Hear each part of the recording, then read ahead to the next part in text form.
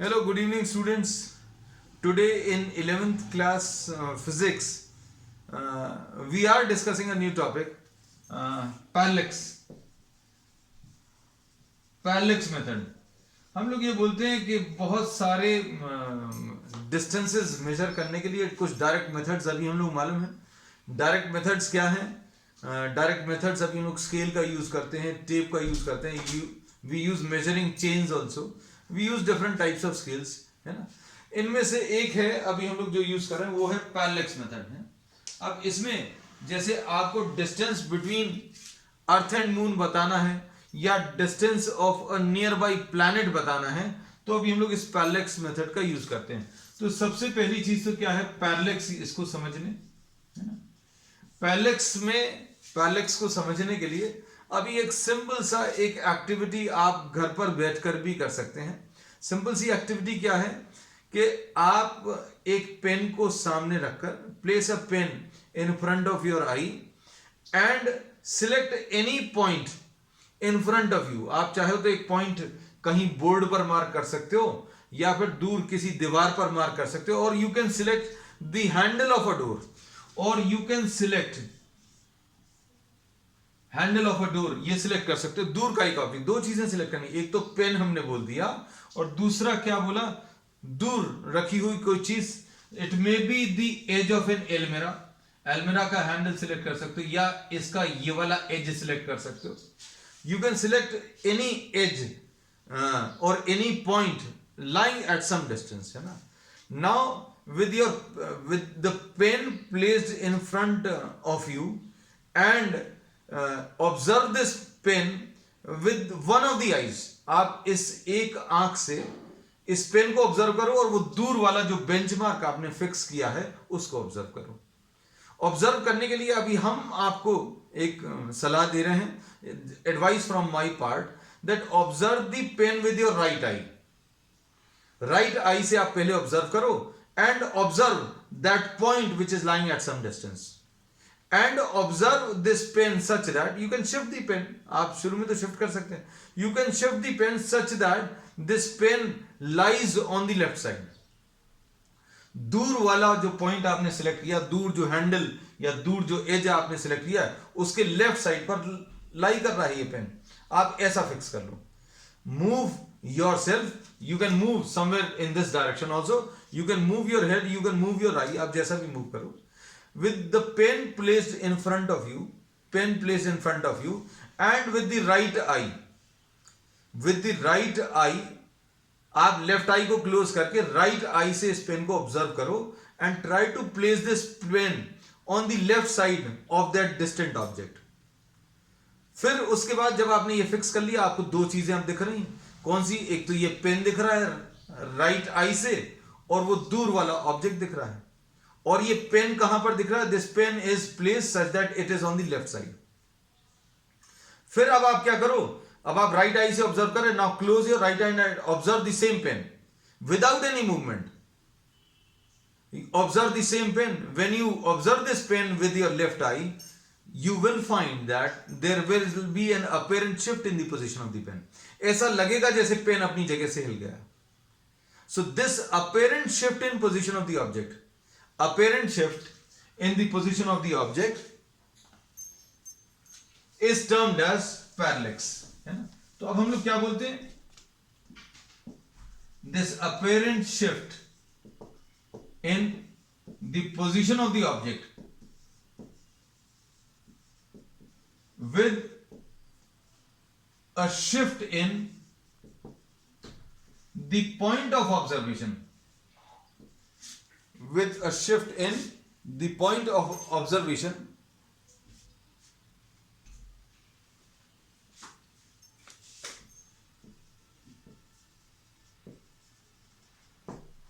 with a shift in point of observation is termed as parallax, is called parallax. हमने बहुत ज्यादा definitions कभी नहीं लिखवाते क्योंकि ये हम लोग बोलते हैं डेफिनेशंस वगैरह सब कुछ मिल जाती है, लेकिन ये चीज थोड़ी इंपॉर्टेंट थी इसलिए अभी हमने लिख दी अपनी लैंग्वेज में, है ना. तो अब हम लोगों ने क्या बोला कि आपको दो चीजें देखनी है, एक आंख से देखनी है. कौन सी दो चीजें? एक तो पेन बिल्कुल फिक्स है, दूसरी चीज को भी आप अपने घर पर फिक्स कर लो. This may be a button on your switchboard, उसको देख लो और इसको देख लो. It may be a remote placed at some distance, उसको देख लो.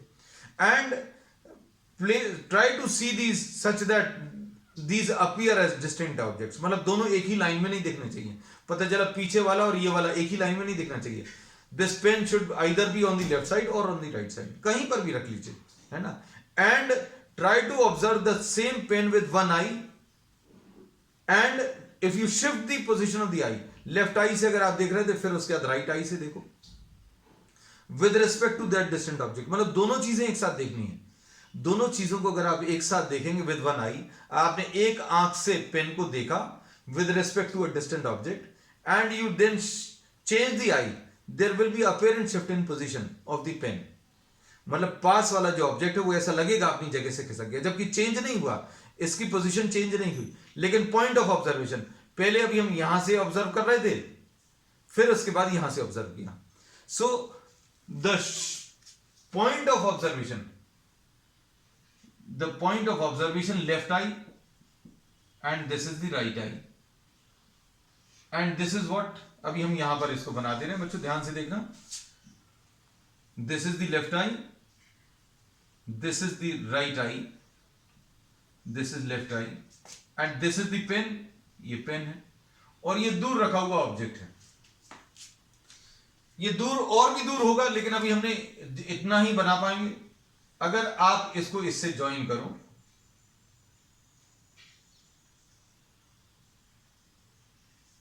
ध्यान से देखना बच्चों, है ना.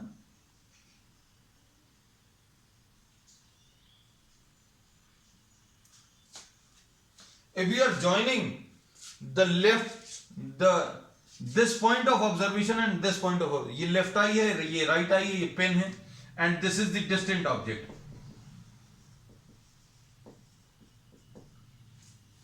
अब हम लोग इसमें ये कह सकते हैं, अगर आपने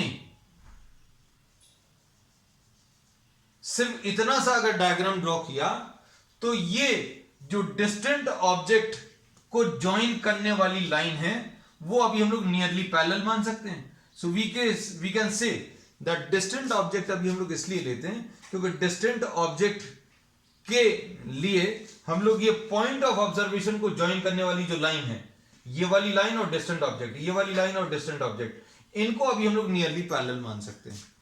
अब जब आपने इसको देखा लेफ्ट आई से, जब आपने इस पेन को देखा लेफ्ट आई से, तो ये दूर वाले ऑब्जेक्ट, ये दूर वाले ऑब्जेक्ट के रिस्पेक्ट में राइट साइड में लाई कर रहा था, राइट साइड में.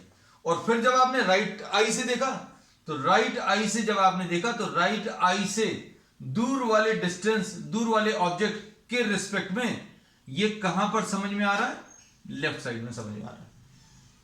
सो with respect to a distant object, with respect to a distant object, this object sometimes appears to be on the left side and sometimes this appears to be on the right side.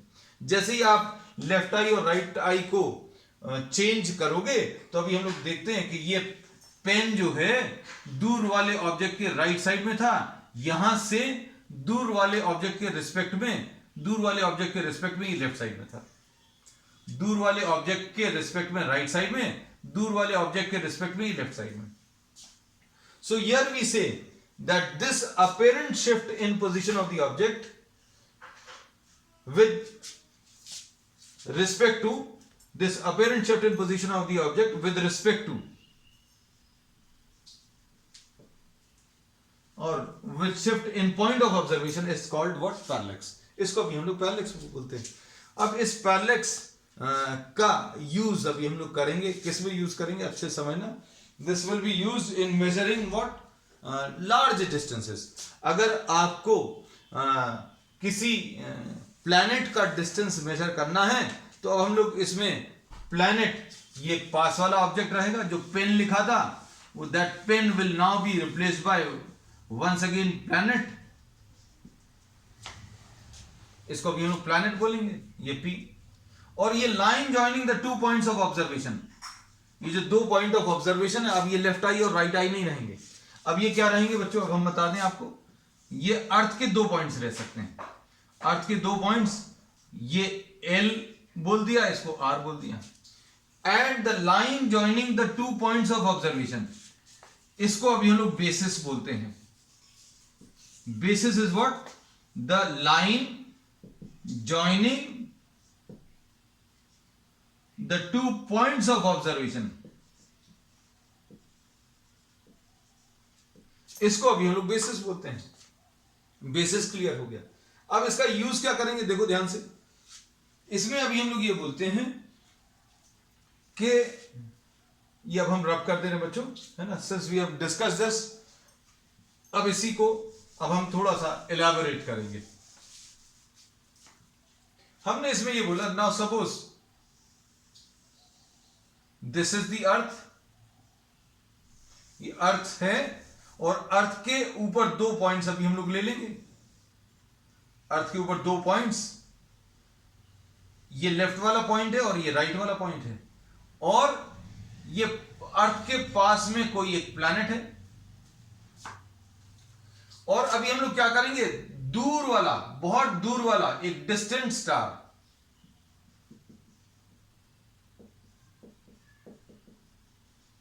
Distant star, इसका अभी हम लोगों ने दोनों जगह से direction fix कर लिया।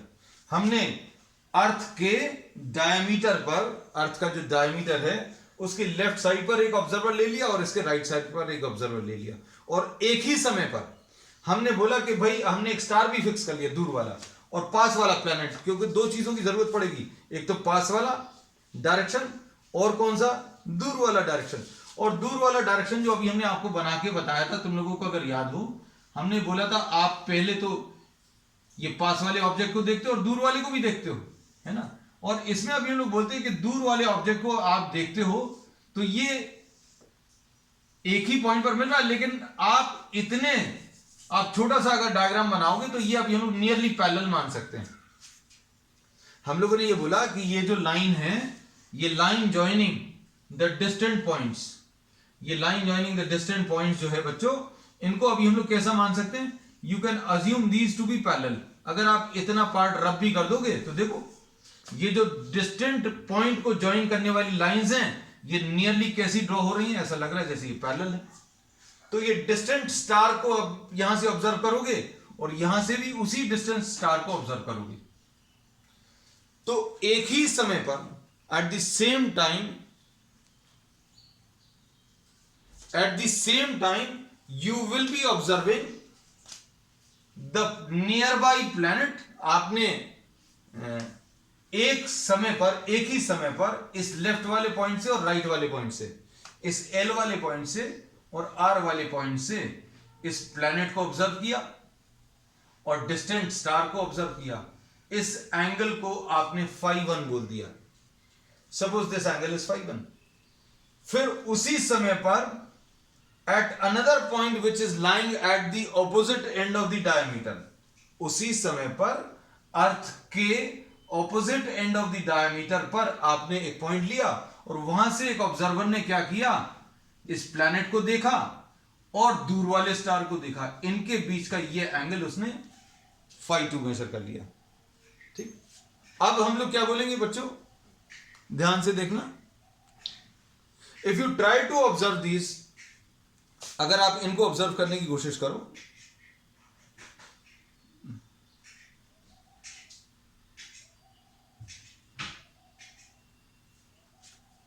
इसमें अभी हम लोग ये बोलते हैं कि आपने इस वाले पॉइंट से प्लैनेट को देखा और डिस्टेंट बहुत दूर वाले एक स्टार को देखा, और उसी समय पर किसी और ऑब्जर्वर को who is sitting somewhere on the other side of the earth, उसी समय पर आपने बोला कि इस प्लैनेट को ऑब्जर्व करो। किसके रिस्पेक्ट में ऑब्जर्व करो, उसी डिस्टेंट स्टार के। आपने प्लैनेट को देखा, डिस्टेंट स्टार को देखा, ये φ2 मेजर कर लिया। आपने प्लैनेट को देखा और डिस्टेंट स्टार को देखा और ये एंगल φ1 मेजर कर लिया। φ1 और φ2 मेजर करने के लिए इंस्ट्रूमेंट्स रहते हैं बच्चों, ये मत सोचना कि ये कैसे मेजर कर लिया, है ना। अब यहां पर अगर अभी हम लोग ये लाइन ड्रॉ करें तो ये दोनों लाइंस पैरेलल हैं, ये ट्रांसवर्सल है, तो ये वाला एंगल φ1 आ जाएगा, और ये वाली लाइन और ये वाली लाइन ये पैरेलल हैं और ये ट्रांसवर्सल है, तो ये वाला एंगल बच्चों φ2 आ जाएगा। और φ1 प्लस φ2 इसको अभी हम लोग एंगल ऑफ पैरेलक्स या पैरेलक्स एंगल बोल सकते हैं। तो ये पैरेलक्स एंगल अभी हम लोगों को पता चल जाएगा, है ना। तो इसमें कॉन्सेप्ट क्या है कि आप किसी पास वाले प्लैनेट को, ये याद रखना ये प्लैनेट है, किसी पास वाले प्लैनेट को आप अर्थ के दो डिफरेंट पॉइंट से अगर आप ऑब्जर्व करें with respect to some distant object, बिल्कुल वही कॉन्सेप्ट है जो आई का है बच्चों, ध्यान रखना। अभी हमने इसलिए बोला कि सबसे पहले इसी एक्टिविटी को रिपीट करना इस मेथड को समझने के पहले, कि आप पेन को पास में रखकर दूर के ऑब्जेक्ट को देखो, है ना। पेन को अगर आप लेफ्ट साइड पर प्लेस कर रहे हो, राइट आई से आप देख रहे हो, और इस पेन को दूर वाले ऑब्जेक्ट से कंपेयर कर रहे हो, या दोनों को एक साथ देख रहे हो। कैसा देख रहे हो? You are placing the pen on the left side of that distant object. Right side से आप इस पेन को लेफ्ट साइड पर रख रहे हो। फिर आप राइट साइड को, राइट आई को बंद करके लेफ्ट साइड से देखो। राइट आई को बंद करके लेफ्ट साइड से अगर आप देखोगे तो ये पेन जो है उस डिस्टेंट ऑब्जेक्ट के राइट साइड में खिसक जाएगा। तो अब हम लोग इसमें ये बोलते हैं कि बिल्कुल यही चीज है, पास में, अर्थ के पास में एक प्लैनेट है, इसका डिस्टेंस आपको बताना है। तो डिस्टेंस बताने के लिए प्लैनेट को हम लोग कैसा, पेन जैसा अज्यूम कर सकते हैं, पास वाला ऑब्जेक्ट। फिर एक डिस्टेंट स्टार, तो पॉइंट ऑफ तरीका क्या रहेगा, आप कोई दो पॉइंट सिलेक्ट कर सकते हो। ये दो पॉइंट्स जरूरी नहीं है डायमीटर के एंड पर हो, ये थोड़ा पास में भी हो सकते हैं। ये डायमीटर जो है कितना आ जाएगा, 12,800 किलोमीटर। ये 12,800 किलोमीटर पर एक साथ दो अलग अलग लोग ऑब्जर्व करेंगे। यहां से एक आदमी ऑब्जर्व करेगा डिस्टेंट स्टार को और प्लैनेट को देखेगा, ये φ1 एंगल। फिर उसी समय पर sitting, a person sitting on the opposite end of the diameter will observe the distant star and the planet. Distant star को देखा और फिर प्लैनेट को देखा, तो ये एंगल को φ2 बोल दिया। फिर ये φ2 है तो ये भी φ2 आ जाएगा। ऑल्टरनेट एंगल्स, ये φ1 है तो ये φ1 आ जाएगा। और ये टोटल एंगल जो है इसको φ मार्क कर दिया, and φ will be equal to φ1 plus φ2 will be equal to what, this will be equal to the parallax angle, है ना। अब इसके बाद बच्चों ध्यान से देखना, अब इसमें डी अगर अभी हम लोग अब देखो कैलकुलेशंस क्या होंगे, देखो जरा ध्यान से। अब हम आपको क्या कर रहे हैं, ये थोड़ा सा डायग्राम छोटा करके बता दे रहे हैं। ये एल और आर, इस वाले पॉइंट को, एल और आर के बीच का जो डिस्टेंस है इसको बी बोल देते हैं अभी हम लोग। अगर आपने opposite end of the diameter लिए 12,800 किलोमीटर ये डिस्टेंस आ जाएगा। और नहीं होगा तो अभी आप इसको कोई दो पॉइंट्स ऐसे सिलेक्ट कर सकते हो। ये दो पॉइंट्स थोड़ा सा पास में हो सकते हैं, दे में भी से 1000 किलोमीटर और 2000 किलोमीटर। अभी ये 12,800 किलोमीटर नहीं लेना, तो you can select some other points. हमने अर्थ का डायमीटर पर दो पॉइंट्स लिए थे, आप पूरे डायमीटर पर नहीं लो, यहां कहीं पर ले लो। तो अभी हमने इसको एल और इसको आर, और इसको अभी हम लोग क्या बोलते हैं, बेसिस।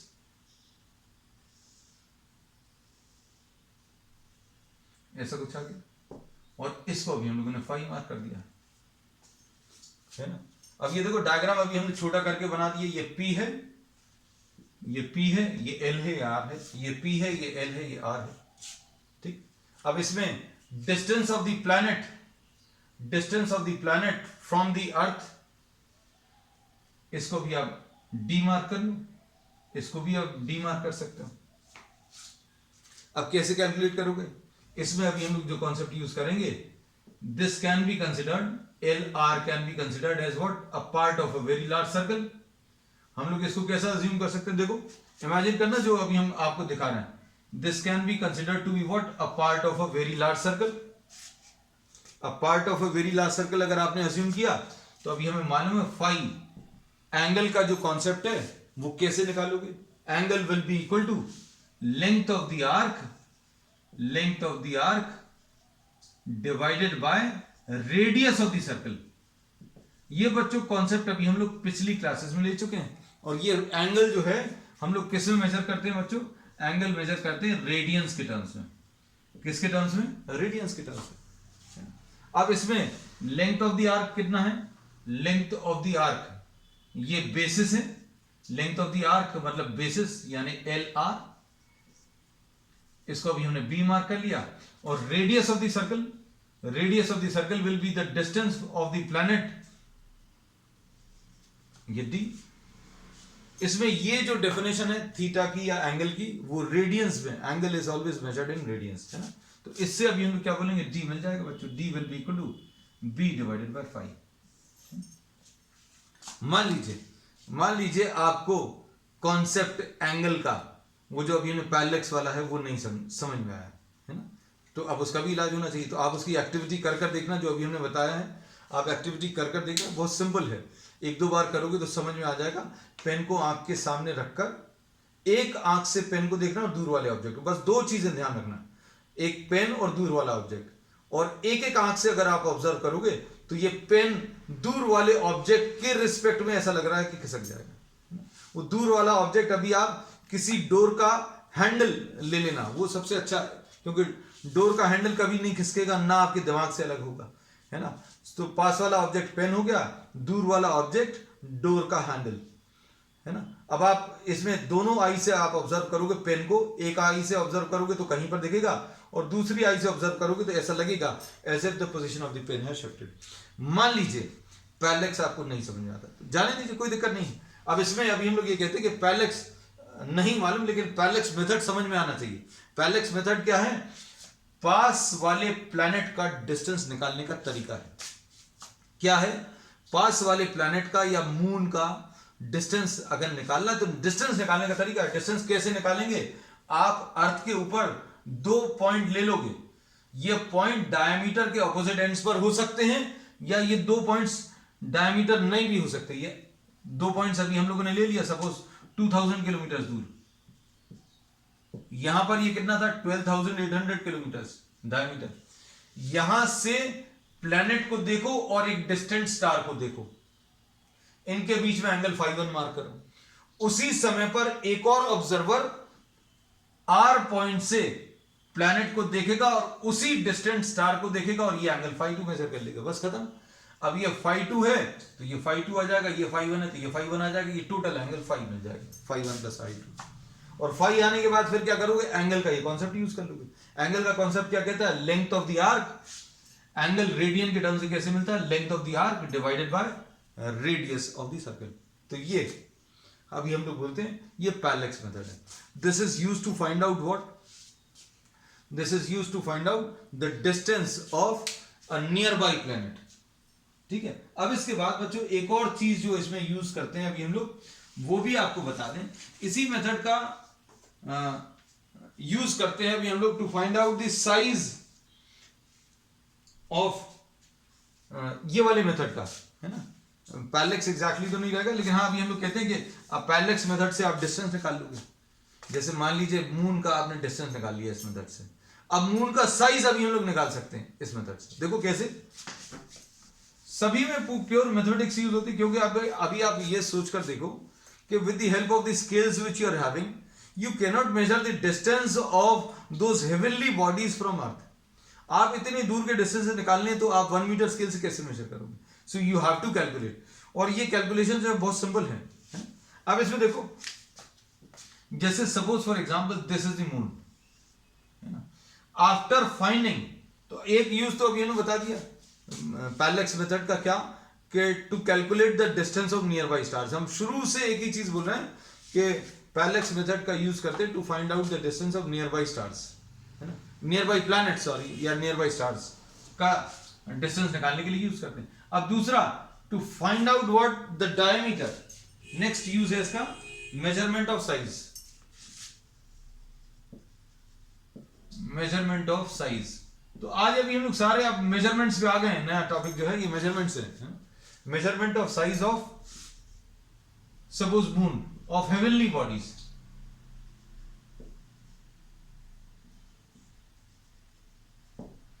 या ये नहीं लिखना तो मून का भी हम लोग एक एग्जांपल ले सकते हैं। ये अर्थ है, अर्थ को अगर आप अर्थ से अगर आप मून को ऑब्जर्व करो अर्थ को अगर आप मून से ऑब्जर्व करें फ्रॉम अ पॉइंट, तो suppose this is the point A, इस पॉइंट से आप इसका ये वाला पॉइंट और ये वाला पॉइंट ऑब्जर्व करो। मतलब अभी आप क्या कर रहे हो, you are trying to measure the angle which the diameter of the moon is subtending on the earth. अब आपको दो पॉइंट्स पर जाने की जरूरत नहीं है, अर्थ के इस पॉइंट पर और इस पॉइंट पर जा रहे थे आप, है ना। एक ही समय पर अर्थ के दो डिफरेंट पॉइंट से अभी आप मेजरमेंट्स कर रहे थे, अब एक ही पॉइंट से मेजरमेंट होंगे। क्या आपने मून के इस लेफ्ट वाले पॉइंट को ऑब्जर्व किया और इस राइट वाले पॉइंट को ऑब्जर्व किया, और इनके बीच का जो एंगल है, सपोज ये अल्फा है, ये एंगल मेजर कर लिया, और ये एंगल बच्चों अभी हम लोग बोलेंगे क्या रहेगा, this will be measured in radians, alpha should be measured in what, radians. अब ध्यान से देखना, इसको डायमीटर बोल दिया और ये डिस्टेंस है। अब हम लोग इसको कैसा कर सकते हैं, this can once again be assume to be what, a part of a very large sphere. फिर फॉर्मूला क्या यूज होता है, alpha in terms of radians will be equal to length of the arc, length of the arc divided by radius. तो क्या आएगा बच्चों, देखो alpha is equal to length of the arc, मतलब लेंथ ऑफ द आर्क कितना आ जाएगा, diameter आ जाएगा, डायमीटर अपॉन रेडियस कितना आ जाएगा, डिस्टेंस के बराबर। और डिस्टेंस आपने कहां से निकाला, डिस्टेंस निकाला पैरेलैक्स मेथड से।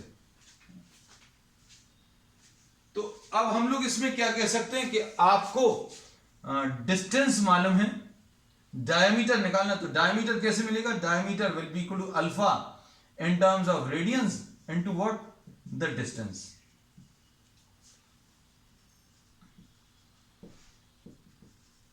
तो इससे अभी हम लोग को डायमीटर मिल जाएगा, ठीक है।